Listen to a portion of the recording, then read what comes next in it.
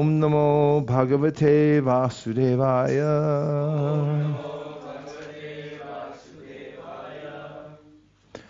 We're continuing with the Śrīmad-Bhāgavatam, third canto, which, by the way, has 33 chapters. We're beginning this session at chapter 31. This is entitled Lord Kapila's Instructions on the Movements of the Living Entities.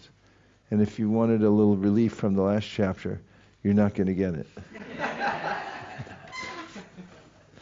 The personality of Godhead said, under the supervision of the Supreme Lord, and according to the result of his work, the living entity, the soul, is made to enter into the womb of a woman through the particle of male semen to assume a particular type of body. As stated in the last chapter, after suffering different kinds of hellish conditions, a man comes again to the human form of body. The same topic is continued in this chapter.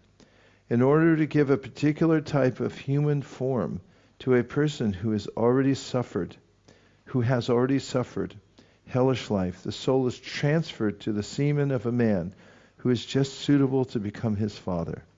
During sexual intercourse, the soul is transferred through the semen of the father into the mother's womb in order to produce a particular type of body.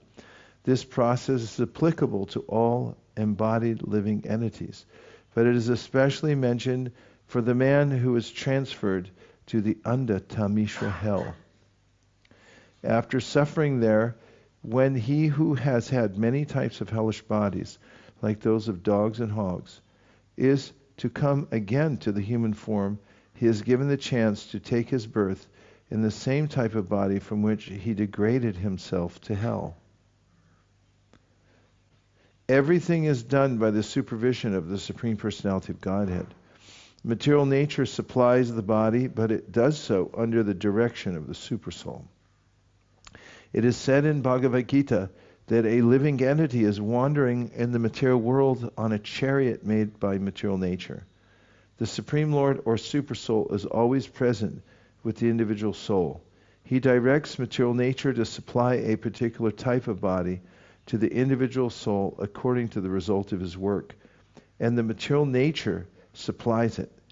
Here one word, reta kanashraya, is very significant because it indicates that it is not the semen of the man that creates life within the womb of a woman.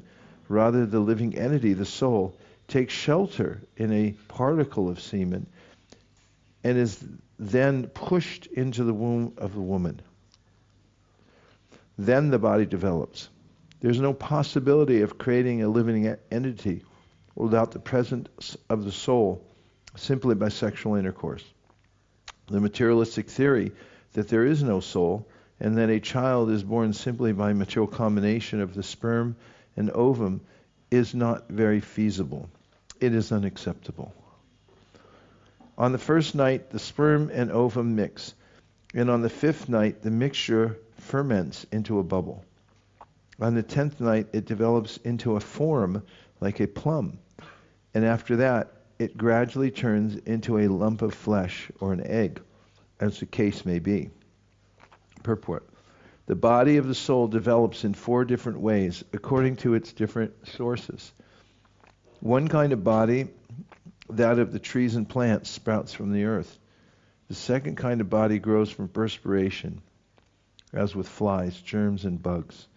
The third kind of body develops from eggs, and the fourth develops from an embryo. This verse indicates that after emulsification of the ovum and sperm, the body gradually develops either into a lump of flesh or into an egg, as the case may be. In the case of birds, it develops into an egg, and in the case of animals and human beings, it develops into a lump of flesh. In the course of a month, a head is formed, and at the end of 2 months, the hands, feet, and other limbs take shape.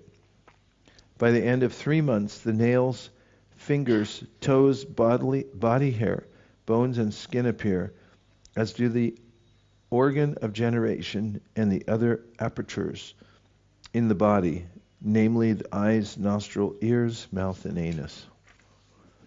Within 4 months from the date of conception, the 7 essential ingredients of the body, namely chyle, blood, flesh, fat, bone, marrow, and semen, come into existence. At the end of 5 months, hunger and thirst make themselves felt. At the end of 6 months, the fetus enclosed by the amnion begins to move on the right side of the abdomen. Purport. When the body of the child is completely formed, at the end of 6 months, the child, if he is male, begins to move on the right side, and if female, she tries to move on the left side. 5. Deriving its nutrition from the food and drink taken by the mother, the fetus grows and remains in that abominable residence of stools and urine, which is the breeding place of all kinds of worms. Purport. In the Markandeya Purana, it is said that in the intestine of the mother, the umbilical cord, which is known as apyayani, joins the mother to the abdomen of the child, and through this passage, the child within the womb accepts the mother's assimilated foodstuff. In this way, the child is fed by the mother's intestine within the womb and grows from day to day. The statement of the Markandeya Purana about the child's situation within the womb is exactly corroborated by modern medical science. And thus the authority of the Puranas cannot be disproved, as is sometimes attempted by the Mayavadi philosophers. Since the child depends completely on the assimilated foodstuff of the mother, during pregnancy there are restrictions on the food taken by the mother. Too much salt, chili, onion, and similar food is forbidden for the pregnant mother because the child's body is too delicate and new for him to tolerate such pungent food. Restrictions and precautions to be taken by the pregnant mother, as enunciated in the Smriti scriptures of Vedic literature, are very useful. We can understand from the Vedic literature how much care is taken to beget a nice child in society. The Garbhadana, some ceremony before sexual intercourse, was compulsory for persons in the higher grades of society and was very scientific. Other processes recommended in the Vedic literature during pregnancy are also very important. To take care of the child is the primary duty of the parents, because if such care is taken, society will be filled with good population to maintain the peace and prosperity of the society, country, and human race.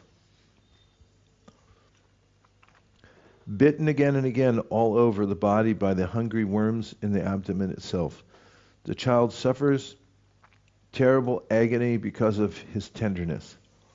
He thus becomes unconscious moment after moment because of the terrible condition.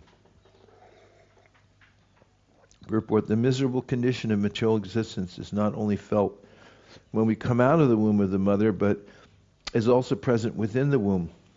Miserable life begins from the moment the living entity begins to contact his material body. Unfortunately, we forget this experience and do not take the miseries of birth very seriously. In Bhagavad Gita, therefore, it is specifically mentioned that one should be very alert to understand the specific difficulties of birth and death. Just as during the formation of this body we have to pass through so many difficulties within the womb of the mother, at the time of death there are also many difficulties.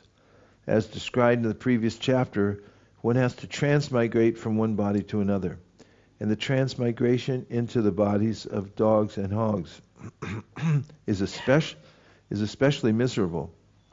But despite such miserable conditions, due to the spell of māyā, we forget everything and become enamored by the present so-called happiness, which is described as actually no more than the counteraction of distress. 7. Owing to the mother's eating bitter, pungent foodstuffs, or food which is too salty or too sour, the body of the child incessantly suffers pains which are almost intolerable. Purport. All descriptions of the child's bodily situation in the womb of the mother are beyond our conception.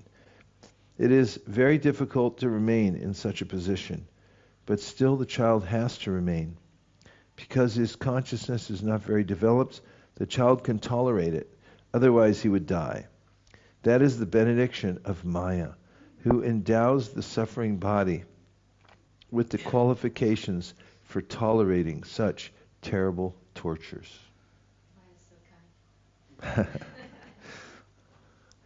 Tolerating terrible tortures. The last 3 words.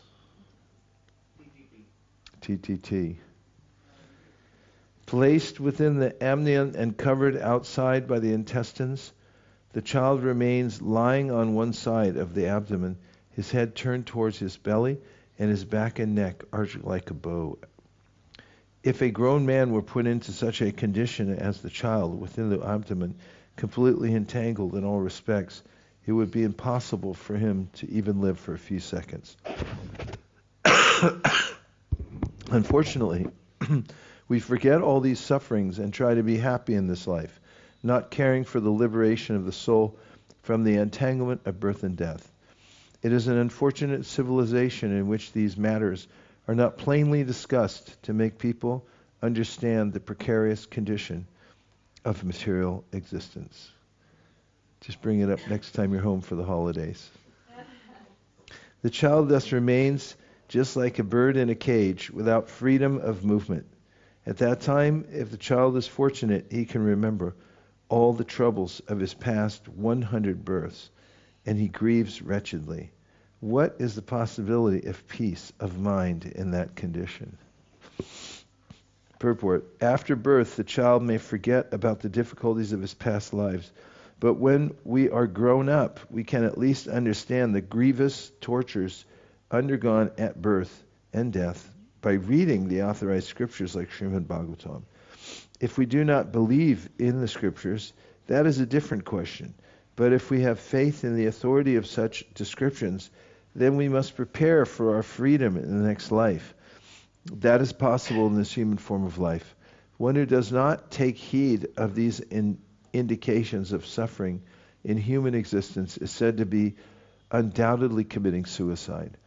It is said that the human form of life is the only means for crossing over the nescience of māyā, or material existence.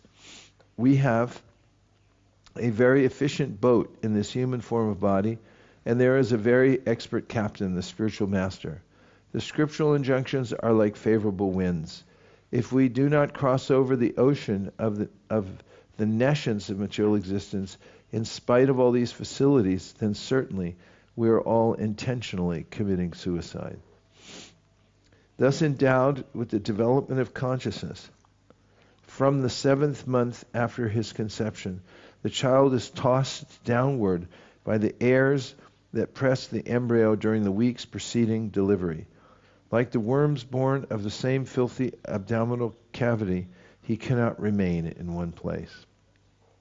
At the end of the 7th month, the child is moved by the bodily air and does not remain in the same place, for the entire uterine system becomes slackened before delivery.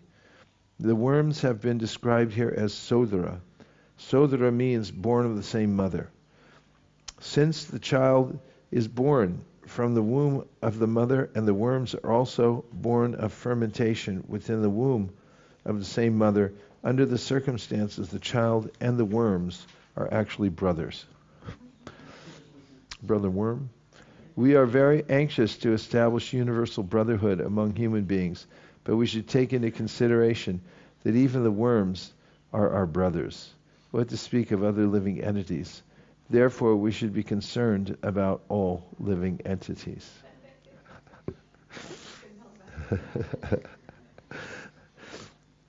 The living entity in this frightful condition of life, bound by 7 layers of material ingredients, prays with folded hands, appealing to the Lord who has put him in that condition. It is said that when a woman is having labor pains, she promises that she will never again become pregnant and suffer from such a severely painful condition. Similarly, when one is undergoing some surgical operation, he promises that he will never again act in such a way as to become diseased and have to undergo medical surgery, Or when one falls into danger, he promises that he will never again make the same mistake. Similarly, the living entity, when put into a hellish condition of life, prays to the Lord that he will never again commit sinful activities and have to be put into the womb for repeated birth and death. In the hellish condition within the womb, the living entity is very much afraid of being born again.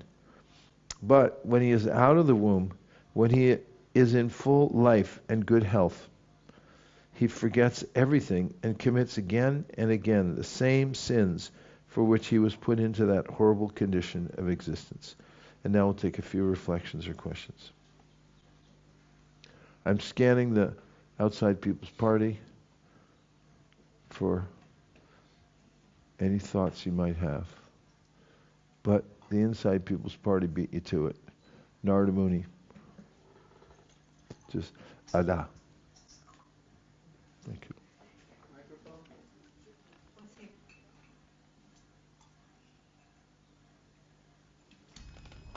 I remember His Holiness Bhakti Vasudeva was in New York, and he was giving class on some of these verses on this chapter, and he actually mentioned that someone, it was either in Africa or another country, or some country in Africa or in another country outside of it, I can't remember, but he was talking about how they used this chapter in a court case to approve or disprove abortion, to allow or disallow abortion. And they used this chapter, and they ended up actually, for the most part, like banning abortion within that country. So I was just thinking, there's so many profound things in this chapter. Of course, it's teaching us the reactive things that we can experience, but also just the ways that we can even use a chapter like this for preaching is incredible.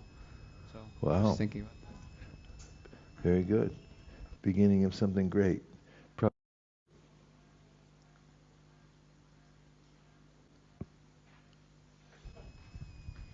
I was just thinking that it's such an intense situation for this poor little kid in the womb, because not only is the immediate physical situation practically intolerable, but it said here that at the same time he's remembering all the troubles of his past 100 births. So as if the present troubles weren't enough, he has to also relive all the troubles of his past 100 lifetimes. It's a lot for a little it's a liminal. No wonder he's born crying. Liminal state where you lucidly observe all these things going on. Ratnabhushan told me once that he had a friend in the military and he had a near-death experience. He died and came back. And Ratnabhushan asked him what it was like. And he said, it's true that you see your whole life flash before your eyes. He said, but it happens all at once. He said it's like a mosaic, but you don't have to compartmentalize and see each one of the parts. You have at least he's describing anecdotally his sense of how he could see all of it at the same time, just for this life.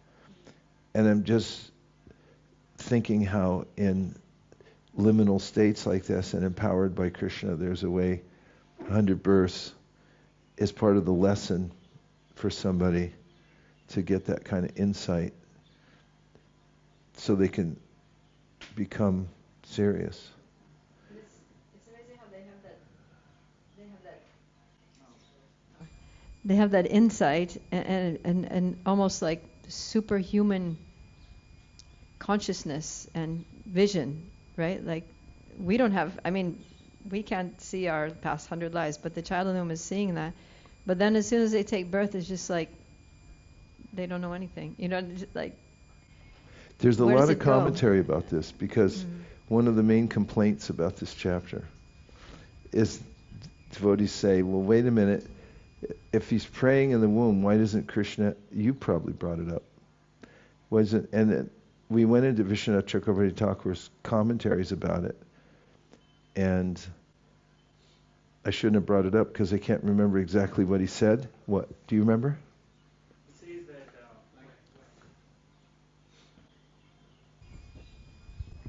says not all of them pray. Not all of them.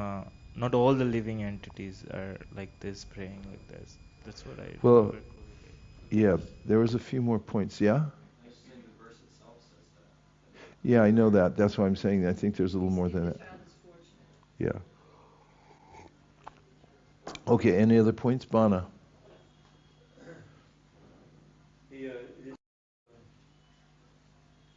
It's difficult to hear all these. Is that on? Is it on? Yeah. It's on? Gotta hold it closer. Oh, it is. Okay. In one sense, difficult, because, being conditioned souls. But it's so necessary. And I think again and again, because, like I said, I give tours of Prabhupada's palace, and I'm always talking about the changing body exhibit and remembering again and again how Yudhisthira says that, this amazing thing is that we're all, seeing death every single day in so many different ways, and yet we're thinking it's not going to happen to me. And it's good too, because as I get older, I start becoming like really, really more afraid when I hear this stuff, because I realize I only have a few breaths left. And a lot of times, like at night, when I'll wake up in the middle of the night and I'm really tired and I should go back to sleep, and I'm like, oh my God, what if I pass away? And I force myself, not all the time, sometimes, to just stay up and chant, because I realize it could happen any second. And once we're in an unconscious state, then there's no guarantee. And we're in the material world, so there is no guarantee. And we're marginal beings, so we always have to be taking shelter of either spiritual energy or māyā. There's no in between. Thanks for that sobering reminder, Bana. Does anybody in the Outside People's Party want to try to respond to that or match that level of insight? Not right now. Okay. Madhava? No? Yes.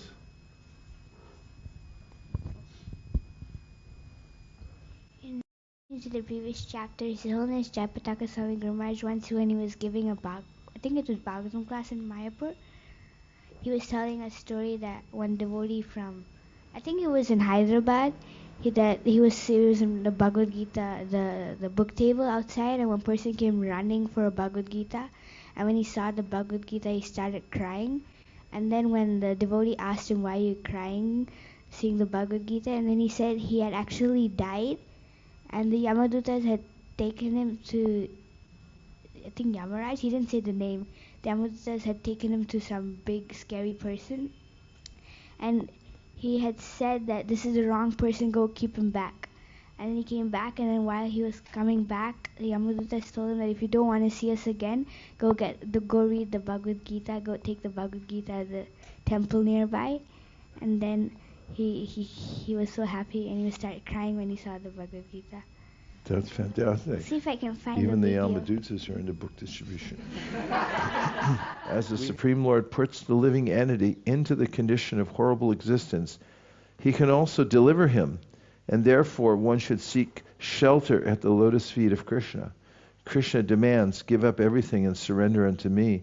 And it is also said in Bhagavad Gita that anyone who approaches him does not come back again to accept a form in material existence, but goes back home, back to Godhead, never to return. I, the pure soul, appearing now, bound by my activities, am lying in the womb of my mother by the arrangement of māyā. I offer my respectful obeisances unto him who is also here with me, but who is unaffected and changeless. He is unlimited, but he is perceived in the repentant heart. To him I offer my respectful obeisances. As stated in the previous verse, the Jiva soul says, I take shelter of the Supreme Lord. Therefore, constitutionally, the Jiva soul is the subordinate servitor of the Supreme Soul, the personality of Godhead.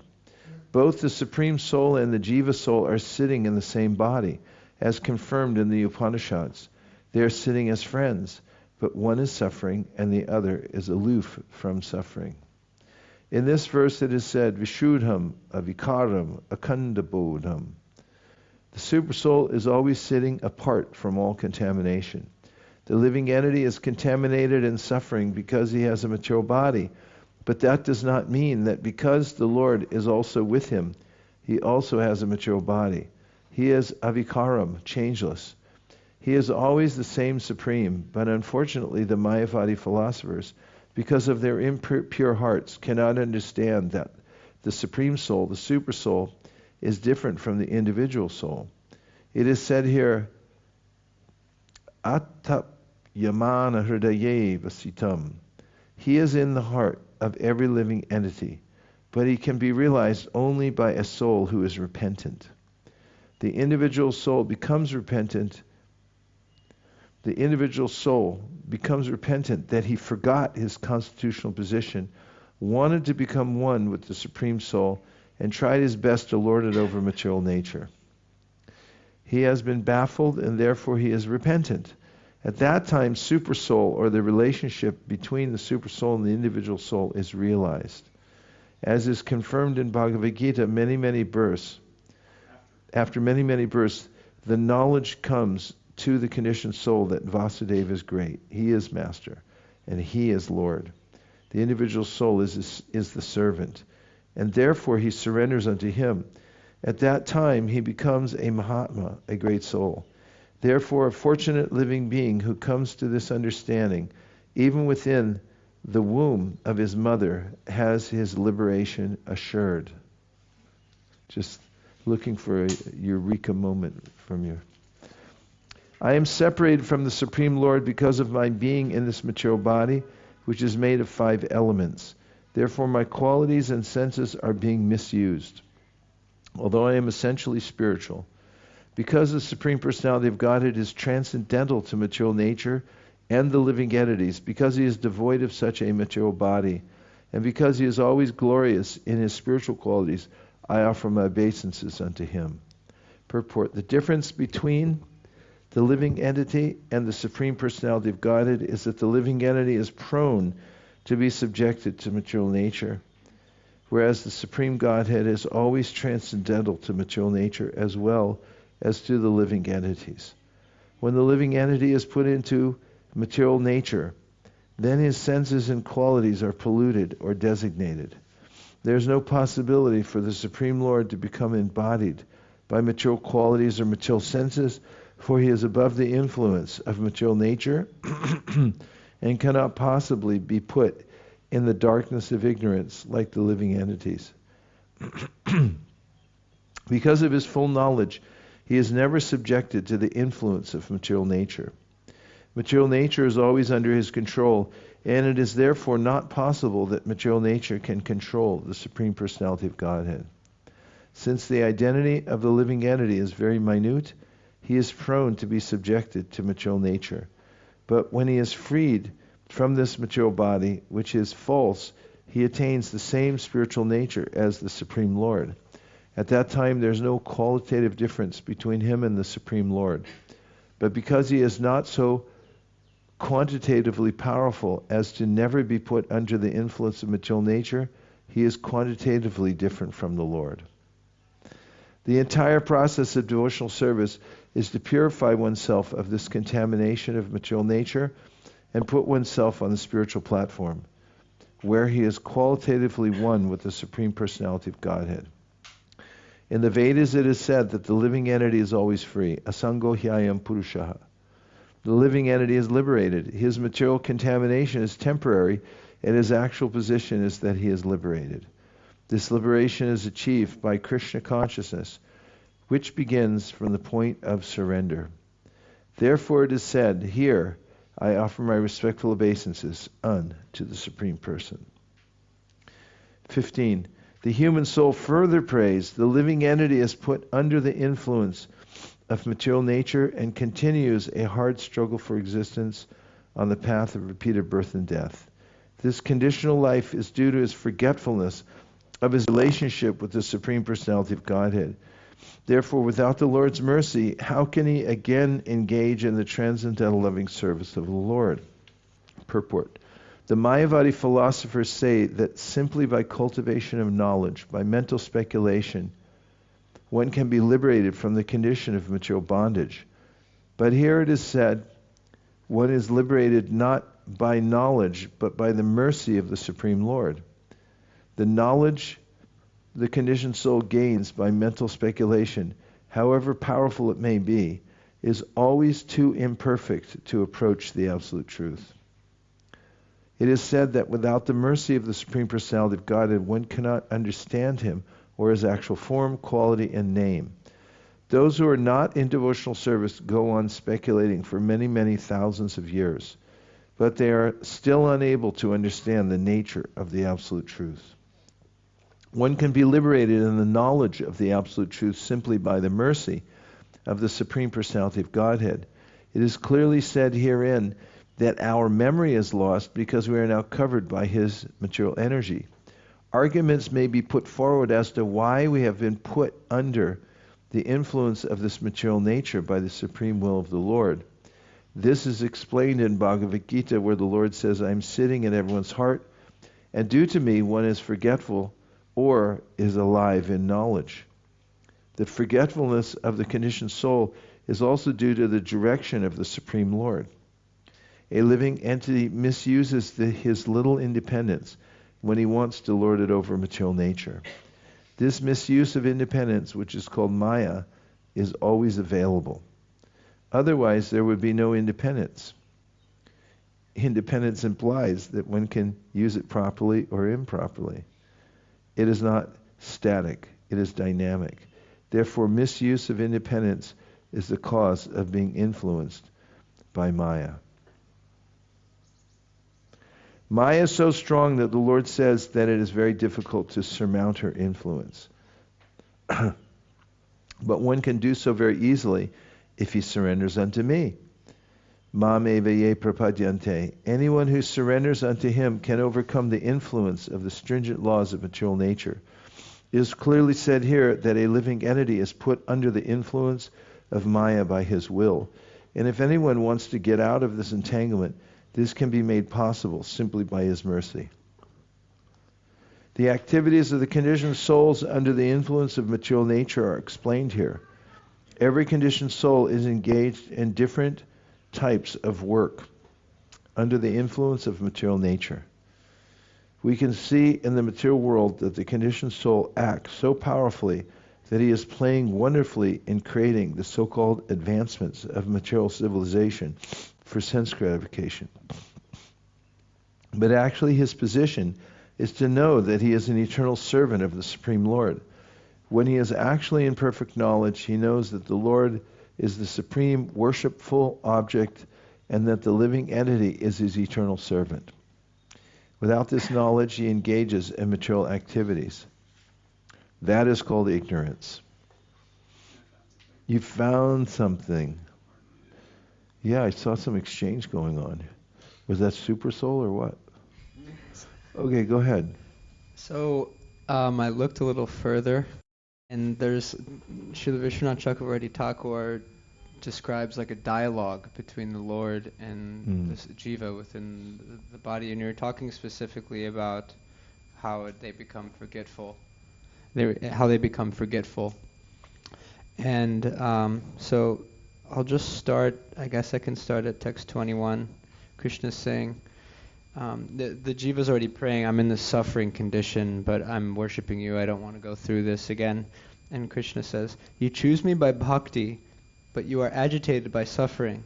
Because you requested to get out, now I will take you out of the womb. And then the jiva goes, no, don't do that. I don't want to get into a condition of suffering in the outside world, end quote. In that place, the Lord's māyā pervades all beings who have gone outside the womb. By her, the false conception of, quote, I am the body and repeated birth takes place. And then the next commentary, Krishna says, so, what have you decided? Even in the womb, I have given up suffering. I will deliver myself from samsara by my friend Intelligence, the chariot driver, which has been given by you, so that I will not in the future have the misfortune of again having a body of 9 gates. Where will you get the ingredients for this practice? I have taken shelter of your lotus feet with remembering and chanting. Deciding in this way he will worship Krishna, living in the womb, praising the Lord, he becomes wise. He will not come into this world and again suffering samsara. Now hear the misfortunate condition of the affected jiva described in the previous chapter. The air causing birth quickly moves the body about to enter samsara in order for birth to take place during the 10th month. It is understood from this that he who is wise comes out of the womb without the movements of the birth air. If one desires to explain this verse in terms of one jiva, then it can mean the wise jiva, having determination, praises the Lord, but the birth air pushes him out. I was finding these to be strange. The main point is what I thought was interesting was that the birth air pushes that person out and then forces him into māyā some way or another. That person means the person who didn't pray? Yeah, but he's saying here the wise jiva having determination might praise the Lord also, but like in case of a wise jiva in terms of one, but the birth air pushes him out. He keeps describing the birth air, which I'm assuming is some form of way to keep the intelligence, and then when the jiva comes out, that, as he was saying in the previous verse, that realm of māyā is fully enacting. So that's what I That's how everything, yes. I'm just reading the same thing Narada Muni just read out loud. It seems like what Vishwanath Chakravarti Thakur is saying is that there's no one path. Like there are those wise jivas and there are those who don't pray in this way.